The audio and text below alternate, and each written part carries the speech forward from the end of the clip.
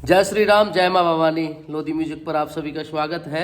जैसा मैंने बताया था कि 31 दिसंबर के उपलक्ष्य में हम सभी लोग लोधी राजपूतों के इतिहास पर एक परीक्षा का आयोजन कर रहे हैं। उसी के उपलक्ष्य में हमारे पास में विद्यार्थी आए हुए हैं और उन छोटे छोटे प्यारे प्यारे आने वाले हमारे जो फ्यूचर हैं उनको हम लोधी राजपूतों के बारे में जानकारी देंगे। पूरा सिलेबस है, तो आप इस वीडियो के साथ जुड़े रहिए। आपको किस तरीके से बच्चों को समझाना है वो आज समझ लीजिए। तो बच्चों, हम बात कर रहे थे लोध लोधा लोधी क्षत्रिय राजपूत वंश परिचय के बारे में। तो हमने समझा कि इनका जो गोत्र होता है वो होता है अत्रिय। ब्रह्मा जी के दो पुत्र थे, मरीचि और अत्रिय। अत्रिय जो उनके पुत्र थे, उसी वंश में एक उनका पुत्र हुए थे चंद्र, और चंद्र की आने वाली संतानें, जो चंद्र की आने वाली संतानें थी उनको चंद्रवंशी कहा गया। चंद्रवंश में एक राजा हुए थे बुद्ध। क्या नाम था उनका? और राजा बुद्ध ने एक सेना बनाई थी। एक सेना बनाई कि भाई हमारे जो देश है और धर्म का सुरक्षा रहना जरूरी है, सुरक्षित होना जरूरी है। उसी को लेकर के सेना बनाई। भाई तू भी सैनिक बन जा, तू भी सैनिक बन जा। उसने बहुत सारे लोगों को सैनिक बनाया, योद्धा बनाया। उन योद्धाओं का काम था केवल धर्म की रक्षा करना, देश की रक्षा करना। उन्हीं को जो योद्धा थे उनको कहा गया लोधी। उनके अंदर एक गुण व्याप्त था, उस गुण का नाम था लोध। क्या गुण था? लोध का अर्थ होता है युद्ध करने वाला। क्या अर्थ होता है? तो युद्ध करने वाले को हम बोलते हैं लोधी। क्या कहते हैं? और युद्ध ऐसे नहीं कि किसी से भी बिना बात के लड़ जाओ, कमजोरों को मारो। ऐसा कोई भी क्षत्रिय नहीं होता जो किसी कमजोर पर, महिला पर, बुजुर्ग पर अत्याचार करे। क्षत्रिय कौन होता है? जो देश और धर्म के लिए लड़े और जो बुराइयों का नाश करे। जैसा मैंने पहले भी बताया था कि हिंदू व्यवस्था के अनुसार 4 वर्ण होते हैं, जिसमें ब्राह्मण, क्षत्रिय, वैश्य, शूद्र। जिसमें ब्राह्मणों का काम था भगवान की उपासना करना और धर्म की शिक्षाएं देना। क्षत्रिय का काम था कि वो लोग देश की और धर्म की रक्षाएं करें और समाज में जो बुराइयां उनको मिटाएं। वैश्य का काम था समाज में व्यापारिक व्यवस्था को लागू करना, व्यापार करना। व्यापार करने का अर्थ है कि सामान बेचना, खरीदना, लोगों तक उनकी जो मूलभूत चीजें हैं वो पहुंचाना। शूद्र का अर्थ है नीचे लोग। नीचे लोग कौन होते हैं? याद रखना, नीचे लोग जातियों से नहीं होते। नीचे लोग वो होते हैं जो जुआ खेलते हैं, चोरी करते हैं, शराब पीते हैं, मांस खाते हैं, वो लोग होते हैं नीचे। तो शूद्र के अनुसार वो लोग जो गलत काम करते हैं, गंदे काम करते हैं, उन्हें शूद्र कहा गया है। हमारे समाज में वाल्मीकि समाज है, जाटव समाज है, ये शूद्र नहीं होते। ये शूद्र नहीं होते। क्यों नहीं होते शूद्र? क्योंकि ये भी हमारे सनातन धर्म की जातियां हैं। इनको शूद्र जानबूझ करके, छुआछूत जानबूझ करके अंग्रेजों के द्वारा, मुगलों के द्वारा, भारी जो लोग आए थे उनके द्वारा इनको छुआछूत बनाया गया, वरना ये लोग भी हमारी तरह ही थे। अब इन लोगों में ये बीमारियां लाई गई हैं। ये लोग शूद्र नहीं होते। समझ में आई बात? ठीक है, आगे पढ़ते हैं। वर्ण व्यवस्था पता चल गई। वर्ण कौन? लोधियों का वर्ण कौन सा होता है? क्षत्रिय। इनके दादाजी, क्योंकि मैंने बताया ब्रह्मा जी के पुत्र थे, इसलिए ये ब्रह्मा जी इनके दादा कहलाएंगे। पिता कौन है इनके? ऋषि अत्रि, क्योंकि वहीं से वंश की शुरुआत हुई है। माता का नाम है अनुसुईया। आदि पुरुष, मैंने बताया था सेना किसने बनाई थी? महाराजा बुद्ध ने। तो महाराजा बुद्ध ही हमारे आदि पुरुष कहलाते हैं। कुल देवी कौन है हमारी? माँ दुर्गा भवानी। लोधी राजपूत हमेशा से माँ दुर्गा भवानी की पूजा करते आए हैं कुल देवी के रूप में। आज भी आप लोग जाते हैं ना मैया के दर्शन करने, जब नवरात्रियां आती हैं तो आपकी भी कुल देवियां हैं, आप भी जाते हैं ना, है ना? किस किस की कौन सी है? तुम कौन सी मैया के दर्शन करने जाते हो? भूल गए? जात करने के लिए किसकी जाते हो? सेंगोर वाली, नहीं सेमरी वाली, है ना, वो हमारी मैया है कि नहीं है? हाँ, तो ऐसे ही हमारी सैकुल देवी है और उनका नाम है माँ प्रभा भवानी। कुल देवता है लोदेश्वर महादेव। महादेव को लोदेश्वर भी कहा जाता है। लोदेश्वर क्यों कहा जाता है? एक बार परशुराम, भगवान परशुराम को जानते सभी? भगवान परशुराम ने क्षत्रियों को मिटाने की सोची। वो भी कुछ जो हेयवंशी है, चंद्रवंशी थे और जो चंद्रवंश से ताल्लुकात रखते थे उनको मिटाने की सोची। इसके लिए वो लगातार क्षत्रियों को मार रहे थे। तो उनका युद्ध लोधी राजपूतों से भी हुआ, लोधी क्षत्रियों से भी हुआ। तो उनकी रक्षा करने के लिए, लोधी राजपूतों की रक्षा करने के लिए स्वयं भोलेनाथ प्रकट हुए थे और उन्हीं को लोदेश्वर महादेव आ गया। ठीक है। हमारा वेद, वेद कौन सा है हमारा? ऋग्वेद। कौन सा वेद है? ध्वजा, ध्वजा है क्षत्रियों की, हमेशा से ध्वजा रही है केसरिया। क्या रही है? केसरिया। तलवार, तलवार का नाम है ताती, क्योंकि क्षत्रिय हमेशा तलवारों से युद्ध करते आए हैं, इसलिए जो तलवार क्षत्रियों की थी उसका नाम है ताती। पुराने जमाने में हम सब लोग, हमारे जो पूर्वज थे वो तलवारों से युद्ध करते थे, लेकिन वर्तमान में तलवार हमारी बदल गई है और अब हमारी तलवार क्या है? पेन, कलम। क्या है तलवार? कलम। तो हम लोगों को अब पढ़ाई पे भी ध्यान देना चाहिए, उसी से तो हम युद्ध लड़ेंगे समाज में, उसी से तो हम आगे आएंगे। ठीक है। इसके बाद है हमारा शंख है अजय। अजय का अर्थ है ऐसा शंख जो कभी हारा ना हो, उसी को बोलते हैं अजय। नगाड़ा अजीत है, अश्व श्यामकर्ण है, सोम अंगीरा है। परंपरा, हमारी परंपरा क्या है? हमारा मुख्य त्योहार क्या है? विजयदशमी होती है, दशहरा भी बोलते हैं उसे। उस दिन हमें अपने शस्त्रों की पूजा करनी चाहिए। जिस जिसके घर में तलवारें हैं, लाइसेंसी हथियार है, उनकी पूजा की जाती है।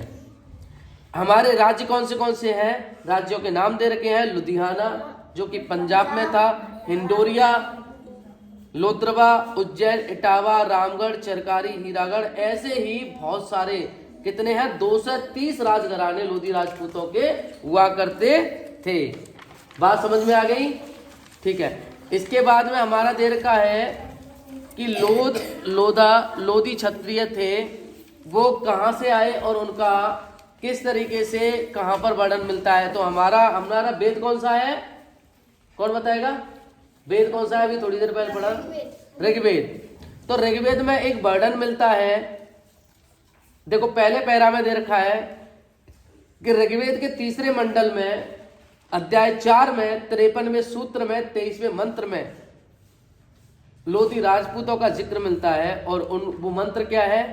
वो मंत्र यहाँ पर दे रखा है, नासाय कस्य छिक्ते जनुषाम लोधम पशु मन्यमानः नवाजनम बाजना हास्यन्ति व गर्दभम पुरो आस्वानयन्ति।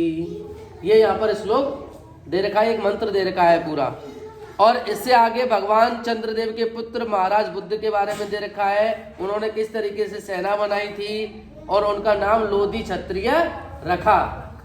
अभी मैंने समझाया था ना, लोधी एक सेना बनाई गई थी महाराजा बुद्ध के द्वारा, उन्हीं को आगे लोधी कहा गया। पता चल गई? इसके बाद हमारा किस किस ग्रंथ में कहाँ कहाँ वर्णन मिलता है ये पूरा दे रखा है। ऋग्वेद में कहाँ वर्णन मिलता है, भविष्य पुराण में कहाँ मिलता है, ये सारे ग्रंथों के नाम हमें यहाँ पर दे रखे हैं। उसके बाद आगे चलेंगे तो रामायण काल में लोधी, रामायण काल में लोधी कहाँ पर जिक्र मिलता है, कब मिलता है, तो इसके बारे में हमारा लिखा हुआ है कि रामायण में महर्षि वाल्मीकि जिन्होंने रामायण लिखी थी वो लिखते हैं कि भगवान राम मैया सीता की खोज में इधर उधर भटक रहे थे, तो तभी एक ऋषभदेव नाम के राजा थे, उन्होंने माता सीता की खोज के लिए भगवान राम की सहायता की। और इसका जिक्र मिलता है हमें तेलुगु रामायण में। किसमें मिलता है? तेलुगु भाषा में रामायण जो लिखी है उसमें इसका जिक्र मिलता है। और जो राजा थे ऋषभदेव, वो ऋषभदेव राजा एक लोधी राजपूत राजा थे। महाभारत काल में लोधियों का कहाँ जिक्र मिलता है? कौरव सेनापति कहते हैं कि लोधी वीर बहुत बहादुर होते हैं, ये मध्य भाग में रहेंगे, क्योंकि ये आगे और पीछे दोनों से युद्ध लड़ सकते हैं। कोई आगे से अटैक करेगा तब भी युद्ध लड़ सकते हैं, और पीछे से अटैक करेगा तब भी युद्ध लड़ सकते हैं। अभी मैंने लोधी लोध लोधा के बारे में शुरुआत में बताया था कि इनको तीनों टाइटल के नाम से जाना जाता है। लोधा राजस्थान में बहुत सारे लोग हैं, लोध भी जगह जगह पर पाए जाते हैं। उत्तर प्रदेश में बहुत ज्यादा संख्या में अपने आप को लोधी हम लोग कहते हैं, है ना। इसके बाद में कुमुकलोधी, एक कुमुकलोधी मौर्य काल में मौर्य शासन हुआ था। चंद्रगुप्त मौर्य को जानते हो? चंद्रगुप्त मौर्य एक बहुत महान शासक रहे हैं। उन्हीं के काल में एक सेना थी जिनको कुमुकलोधी कहा गया था, और उनका केवल काम ये था कि वो लोगों को उनके देश में शांति बनाए रखनी है। इसके बाद सिकंदर और लोधी क्षत्रियों में युद्ध हुआ। सिकंदर के बारे में नाम सुना है? बहुत सारे लोग कहते हैं सिकंदर महान। क्या कहते हैं? सिकंदर महान का युद्ध लोधी राजपूतों से हुआ था, और उस युद्ध में लोधी राजपूतों ने सिकंदर की सेना को खदेड़ दिया था, भगा दिया था। ठीक है। इसके बाद में सिंधु सम्राट दाहिर सिंह लोधी एक ऐसे राजा रहे हैं जो कि अब पाकिस्तान में सिंध चला गया है हमारा, उसके ये राजा थे। उस क्षेत्र में इनका राज्य हुआ करता था। इन्होंने सबसे पहले जो बाहर से मुस्लिम आक्रांता आए थे, जो आतंकवादी थे, उनसे युद्ध लड़ा था। इन लोगों का काम था कि भारत देश को कैसे भी लूट लिया जाए, लेकिन हमारे दाहिर सिंह लोधी ने 3 बार युद्ध किया और अपने देश की रक्षा की। इन्होंने पूरा परिवार इस युद्ध में अपना गवा दिया। तो ये बहुत बड़े महान राजा हुए हैं। इसके बारे में आप लोगों को याद कर लेना है, तैयारी कर लेनी है, समझ लेना है। इसके बाद में हमारा गुप्तलोध वंश है। परशुराम संहिता में कहा गया है कि लोधी राजपूतों में कुछ क्षत्रिय ऐसे हुए थे जिन्होंने परशुराम के भय से अपने वंश को छिपा लिया था। उन्हीं लोगों को कहा गया है गुप्त लोध वंश, क्योंकि वो गुप्त हो गए थे, छिप गए थे, इसलिए। इसके बाद है महाराज ब्रह्मस्वरूप लोधी। ब्रह्मस्वरूप लोधी के बारे में आपको मैं बता दूं, इनका उज्जैन में राज्य था। उज्जैन के बारे में आपको पता है, उज्जैन में एक महाकाल का मंदिर है बहुत बड़ा, जो कि मध्य प्रदेश में पाया जाता है। इसमें ब्रह्मस्वरूप लोधी का एक बहुत बड़ा राज्य था, और इस राज्य की एक खास बात यह है कि अभी तक 9 संवत चल रही है। कितनी संवत चल रही है? 9 संवत। जैसे कि हिंदुओं के हिसाब से एक विक्रम संवत भी है। विक्रम संवत कैलेंडर को नेपाल में तो यहाँ पर माना जाता है, लेकिन हमारे यहाँ पर बहुत कम लोग मानते हैं। हमारे जो 30 त्योहार देखे जाते हैं ना, वो विक्रम संवत के अनुसार ही देखे जाते हैं। किसके अनुसार देखे जाते हैं? विक्रम संवत के अनुसार। हम अंग्रेजों के संवत से बहुत आगे चल रहे हैं। अंग्रेजों का संबंध देखा जाता है, जो संबंध है अंग्रेजों का, वो जो ईसा मसीह पैदा हुए थे वहां से, उन्हीं से लागू होता है। वहीं से ईसा पूर्व करके आपने किताबों में पढ़ा होगा कि फलानी सन ईसा पूर्व पढ़ा है, ईस्वी करके ये पढ़ा होगा। तो ऐसे ही लोधी राजपूत ब्रह्मस्वरूप लोधी थे, और उन्होंने भी एक संवत चलाई थी जिसे कहा गया था लोधी संवत। क्या कहा गया था? तो आज के लिए इतना ही, फिर आगे हम पढ़ेंगे। आप लोगों को इतनी तैयारी कर लेनी है अच्छी तरीके से, पेपर के लिए बहुत अच्छी तैयारी करनी है। कोई ज्यादा प्रेशर नहीं लेना है, बहुत इजी पेपर आप लोगों का बनाया जाएगा। ठीक है। तो साथियों, आप लोगों ने देखा, इसी तरीके से आपको अपने जो भी बच्चे हैं उनकी तैयारी करानी है। हमारे पास में बच्चों की काउंटिंग पूरी कैमरे में नहीं आ रही, मैं आपको दिखा देता हूँ। और अभी एक ये सिंगल बैच है, इसके बाद में हमारे शाम को बहुत सारे बैच हैं, तो उनमें भी ये तैयारियां कराई जाएंगी। तो आप सब लोगों से रिक्वेस्ट है कि आप लोग भी अपने जो भी परीक्षार्थी हैं उनकी तैयारी कराएं, उनको समझाएं, तभी उनकी समझ में आएगा। छोटी छोटी चीज़ें होती हैं जो बच्चों को समझ में नहीं आती हैं, क्योंकि आने वाला ये हमारा फ्यूचर है। अगर ये लोग अभी से अपना इतिहास जान जाएंगे तो आने वाले समय में इनको कोई भी मूर्ख नहीं बना पाएगा। इनको अपना वास्तविक इतिहास पता होना चाहिए, ताकि ये लोग अपने सनातन धर्म के प्रति खड़े रहें और समाज में विद्यमान बुराइयों के खिलाफ लड़ें। इनको कोई भी शूद्र या मलाह या अन्य शब्द कह करके संबोधित ना करें, और इनको मूर्ख ना बनाया जाए।